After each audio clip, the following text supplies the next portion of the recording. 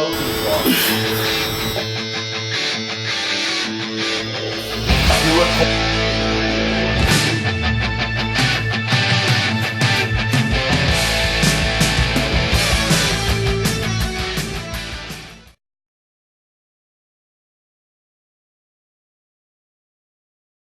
One of the most common injuries we see in the gym is to the rotator cuff. And, you know, most people that do train have no idea what the rotator cuff is. They just kind of use it as a generic term.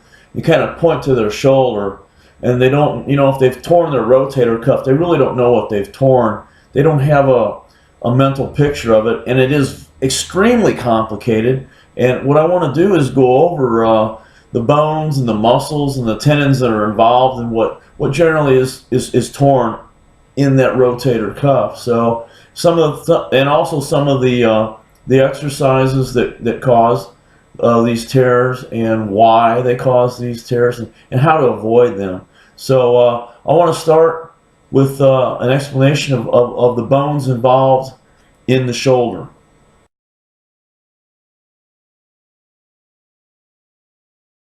Okay, so we have three bones that make up the shoulder, and we have the humerus, which is the upper arm bone.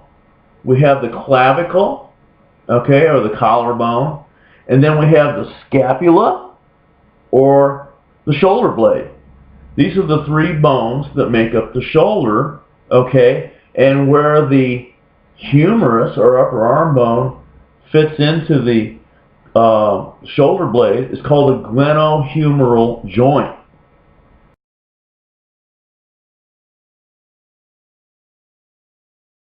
Now there are four muscles in the upper back that overlie the scapula, okay, or the shoulder blade. You've got the infraspinatus, supraspinatus, subscapularis, and the teres major. And you've heard of all those, okay? So you know they're there.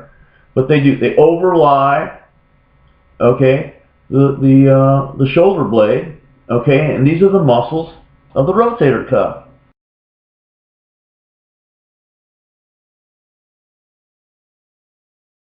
Now, the tendon of the supraspinatus, which is the uppermost of those muscles, of those tendons, you know, muscles form in the tendons. You know, now that's the one that's most often involved in your rotator cuff tear. That's usually what tears. When they say I've got a rotator cuff tear, it's usually the supraspinatus.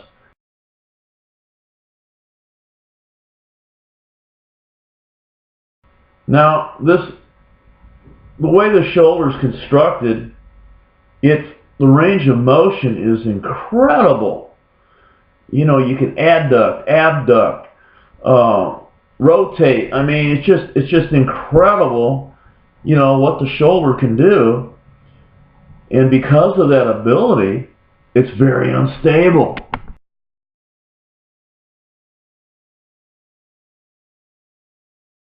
Okay, so what causes most of these shoulder injuries in the gym? It's the bench press with the straight bar. Obviously, you know, I've been doing this again. You know, you guys hear me this all the time. I've been doing this for 32 years. Well, you know, it's true. And a lot of these injuries are for different reasons. We'll start with the bar.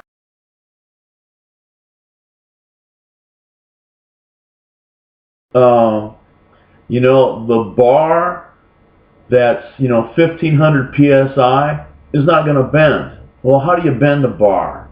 Well, you bend a bar by dropping it, you know, on a bench at the middle. You know, it contacts the bench in the middle, and that's what bends the bar. Dropping a loaded bar on the floor with plates on it, it's not going to bend the bar. You know, deadlifting and dropping your deadlifts, that's not going to bend the bar, you know.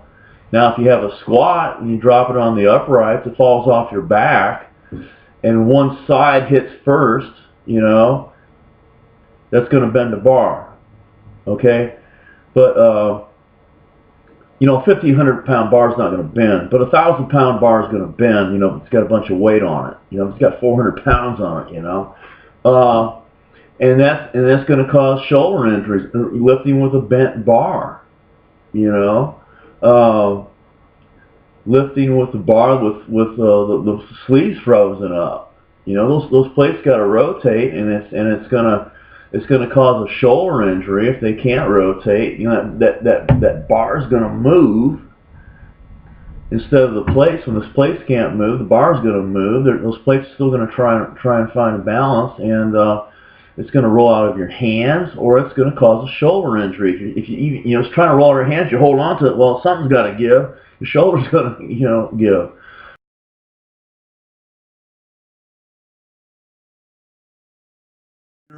Your groove, your range of motion, the path that each arm travels is not the same on both sides, and with a straight bar, one arm's going to go where it wants to go. It's usually the stronger arm, and then the other arm, the weaker arm, is forced into a position that's not natural for it, and that's what we call impinged.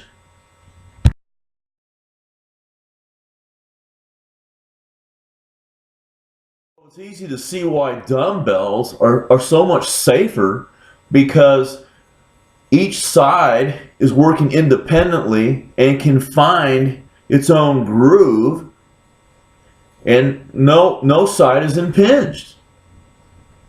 Once you're injured, you're never the same. Even if you're repaired by a surgeon, that supraspinatus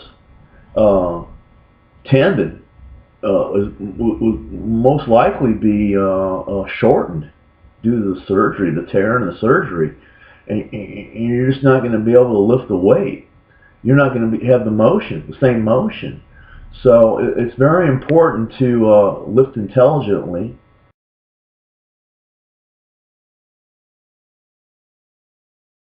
Another way that people get injured is it's over time. It happens over time, where they max out every time they come to the gym.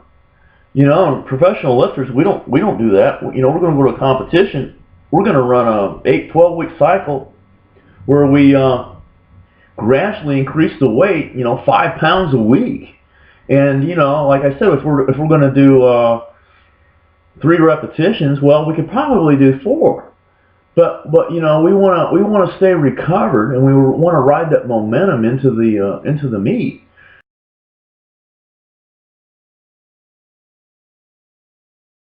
Two other things that lifters generally don't do properly is warm up and stretch. Now, on your warm up,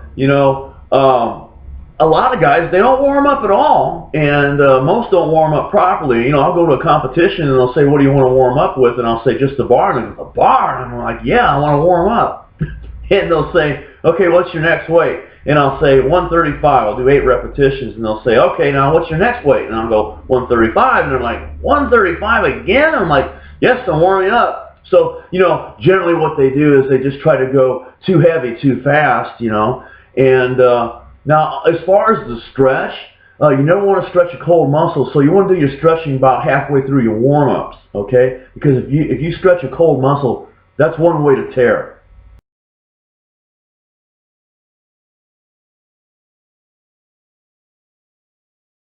There are several exercises that I like to use to strengthen my rotator cuff, and I discovered these exercises many years ago when I read the 7-Minute Rotator Cuff Solution.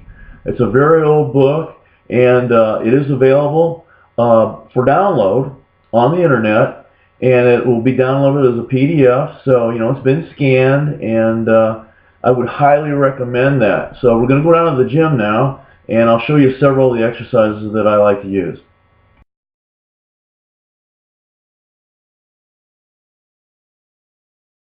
Okay, in order to do some of these rotator cuff exercises, you're going to need a bench press and a straight bar. And I'm standing on the spotter's platform on the back of this bench press. Now imagine that I have a dumbbell in my left hand.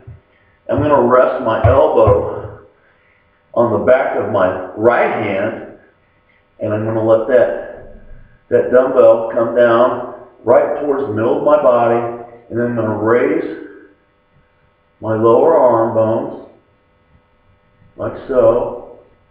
Probably about 15 repetitions. And then I'll switch sides, do the same thing with the right arm, okay? And these work all these little muscles up in here, these tendons, in the rotator cuff.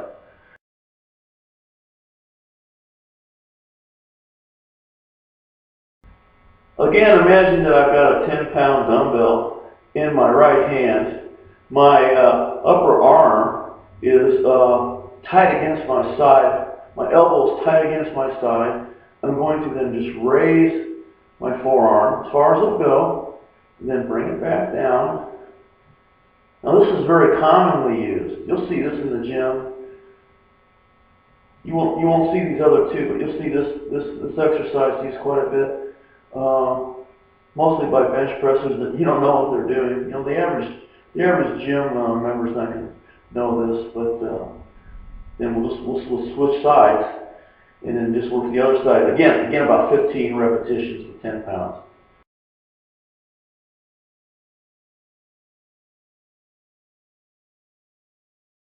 This next exercise is a sweeping motion in an arc. And I want to let that dumbbell come down and just let it pull and let it stretch. You come back, and you're actually going to get to a point where it's very hard to go any further. Just kind of stretch that delt, that front delt. Again, I probably don't do as many repetitions with this exercise, but it would be more in the 8 to 10 range.